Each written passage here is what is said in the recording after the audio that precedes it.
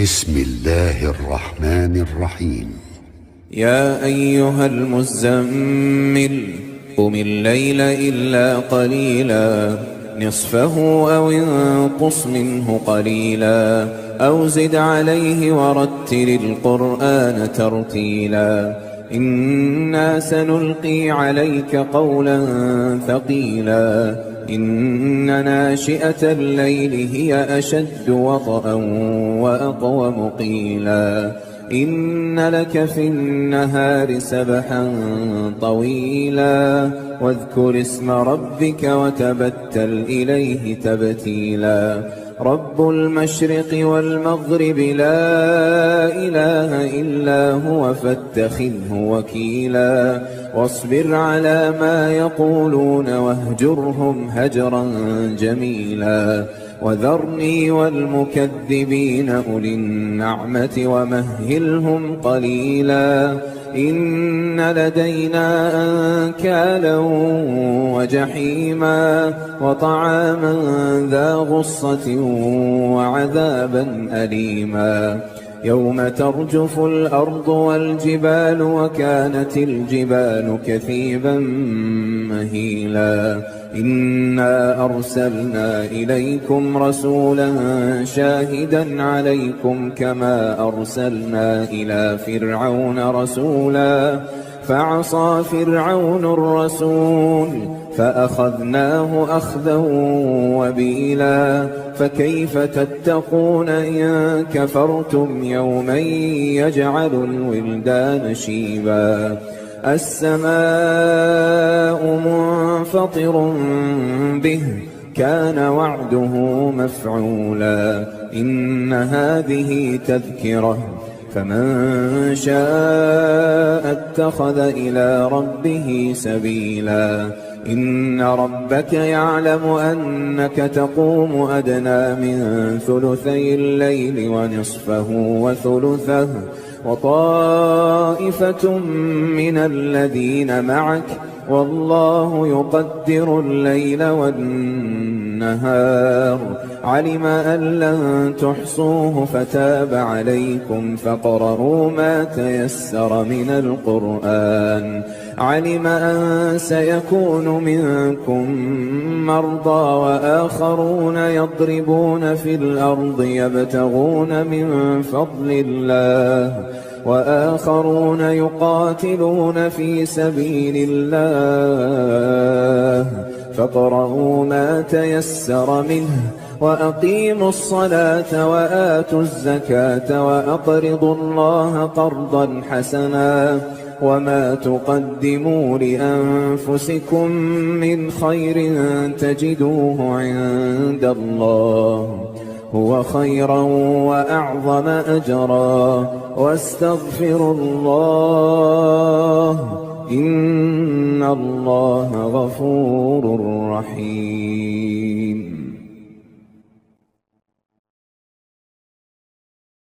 بسم الله الرحمن الرحيم. الرحمن علم القرآن خلق الإنسان علمه البيان الشمس والقمر بحسبان والنجم والشجر يسجدان والسماء رفعها ووضع الميزان ألا تطغوا في الميزان وأقيموا الوزن بالقسط ولا تخسروا الميزان والأرض وضعها للأنام فيها فاكهة والنخل ذات الأكمام والحب ذو العصف والريحان فبأي آلاء ربكما تكذبان خلق الإنسان من صلصال كالفخار وخلق الجان من مارج من نار فبأي آلاء ربكما تكذبان رب المشرقين ورب المغربين فبأي آلاء ربكما تكذبان مرج البحرين يلتقيان بينهما برزخ لا يبغيان فبأي آلاء ربكما تكذبان يخرج منهما اللؤلؤ والمرجان فبأي آلاء ربكما تكذبان وله الجوار المنشآت في البحر كالأعلام فبأي آلاء ربكما تكذبان كل من عليها فان ويبقى وجه ربك ذو الجلال والإكرام فبأي آلاء ربكما تكذبان يسأله من في السماوات والأرض كل يوم هو في شأن فبأي آلاء ربكما تكذبان سنفرغ لكم أيها الثقلان فبأي آلاء ربكما تكذبان يا معشر الجن والإنس إن استطعتم أن تنفذوا من أقطار السماوات والأرض فانفذوا لا تنفذون إلا بسلطان فبأي آلاء ربكما تكذبان يرسل عليكما شواظ من نار ونحاس فلا تنتصران فبأي آلاء ربكما تكذبان فإذا انشقت السماء فكانت وردة كالدهان فبأي آلاء ربكما تكذبان فيومئذ لا يسأل عن ذنبه إنس ولا جان فبأي آلاء ربكما تكذبان يعرف المجرمون بسيماهم فيؤخذ بالنواصي والأقدام فبأي آلاء ربكما تكذبان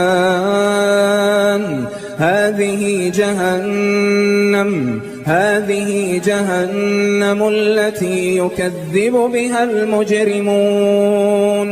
يطوفون بينها وبين حميم آن فبأي آلاء ربكما تكذبان ولمن خاف مقام ربه جنتان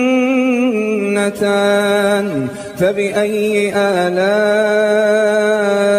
ربكما تكذبان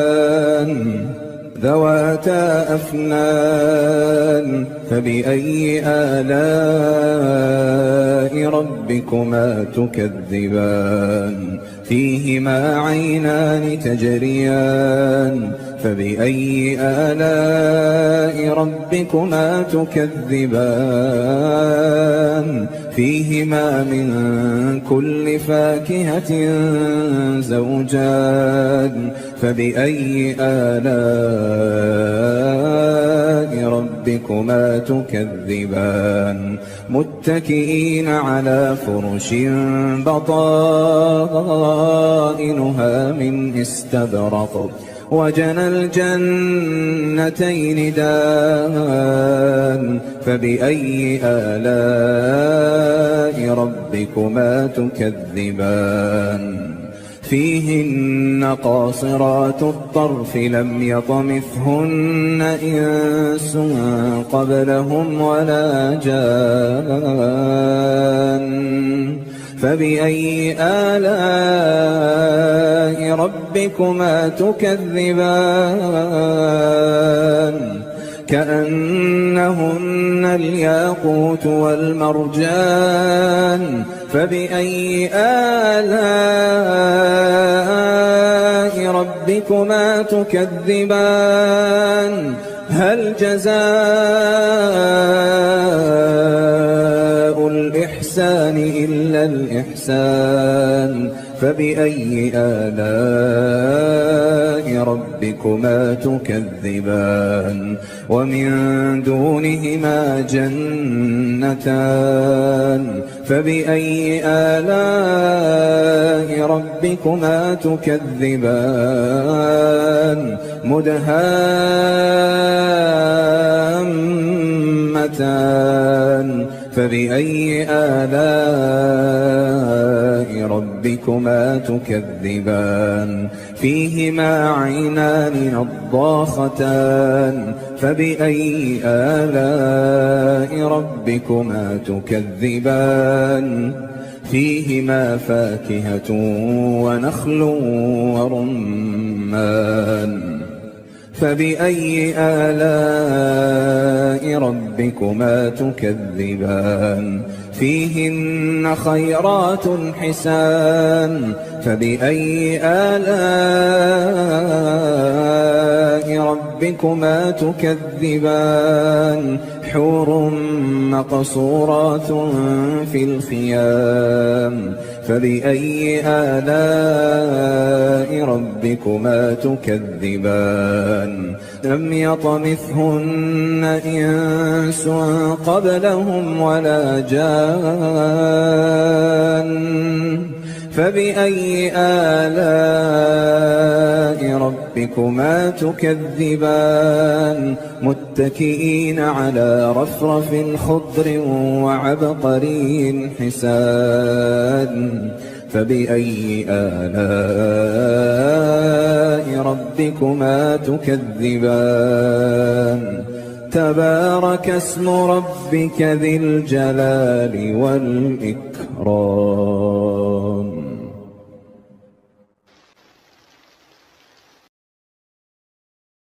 بسم الله الرحمن الرحيم.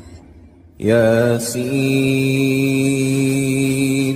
والقرآن الحكيم إنك لمن المرسلين على صراط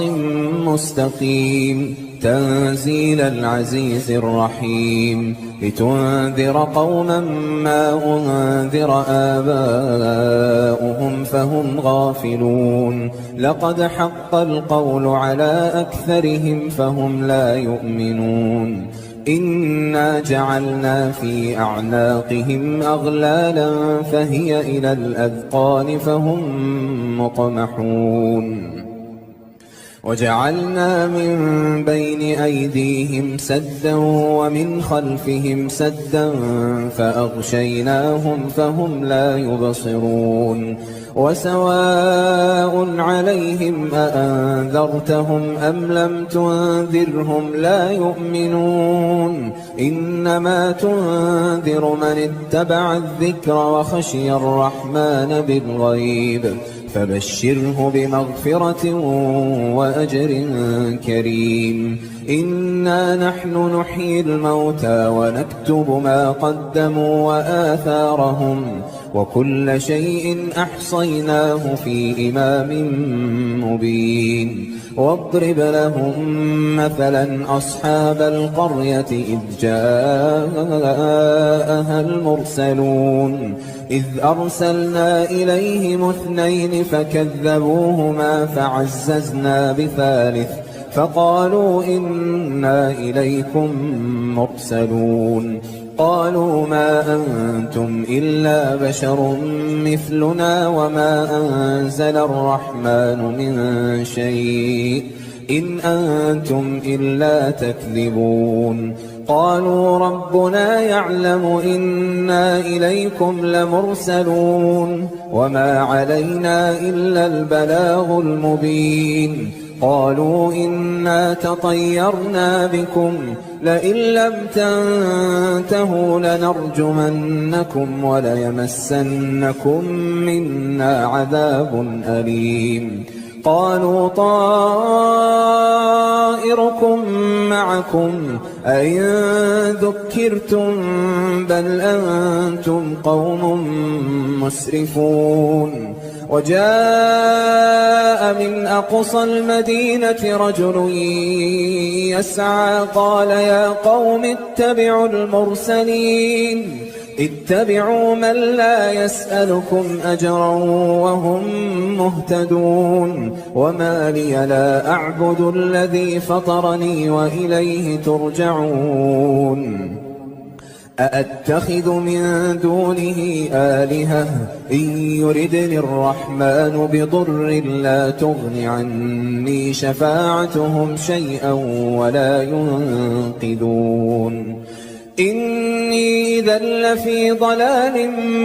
مبين إني آمنت بربكم فاسمعون قيل ادخل الجنة قال يا ليت قومي يعلمون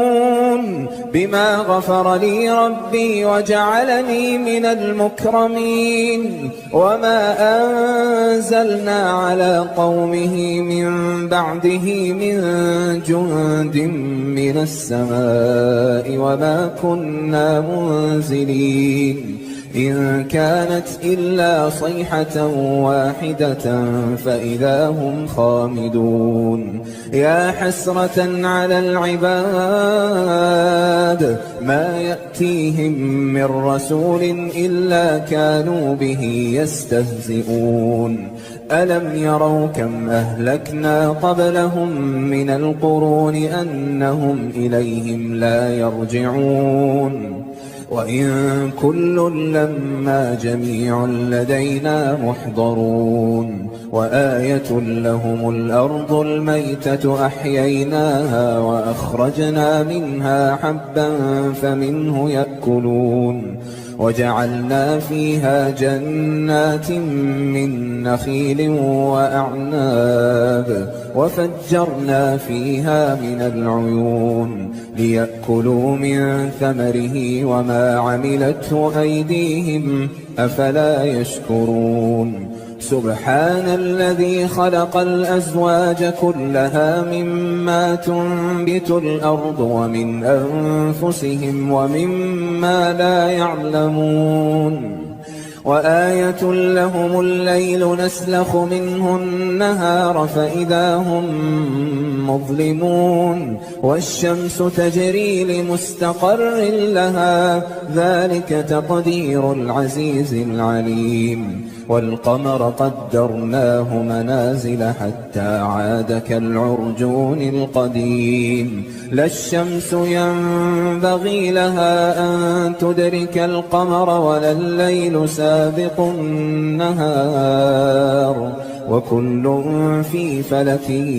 يسبحون وآية لهم أنا حملنا ذريتهم في الفلك المشحون وخلقنا لهم من مثله ما يركبون وإن نشأ نغرقهم فلا صريخ لهم ولا هم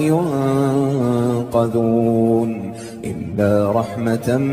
منا ومتاعا إلى حين وإذا قيل لهم اتقوا ما بين أيديكم وما خلفكم لعلكم ترحمون وما تأتيهم من آية من آيات ربهم إلا كانوا عنها معرضين وإذا قيل لهم أنفقوا مما رزقكم الله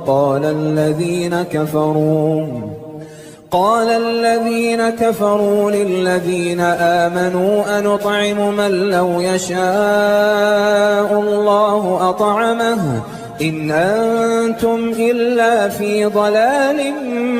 مبين ويقولون متى هذا الوعد إن كنتم صادقين ما ينظرون إلا صيحة واحدة تأخذهم وهم يخصمون فلا يستطيعون توصية ولا إلى أهلهم يرجعون ونفخ في الصور فإذا هم من الأجداث إلى ربهم ينسلون قالوا يا ويلنا من بعثنا من مرقدنا هذا ما وعد الرحمن وصدق المرسلون إن كانت إلا صيحة واحدة فإذا هم جميع لدينا محضرون فاليوم لا تظلم نفس شيئا ولا تجزون إلا ما كنتم تعملون إن أصحاب الجنة اليوم في شغل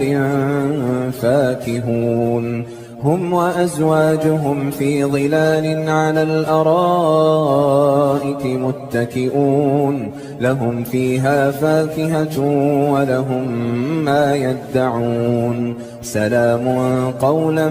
من رب رحيم وامتازوا اليوم أيها المجرمون ألم أعهد إليكم يا بني آدم ألا تعبدوا الشيطان إنه لكم عدو مبين وأن اعبدوني هذا صراط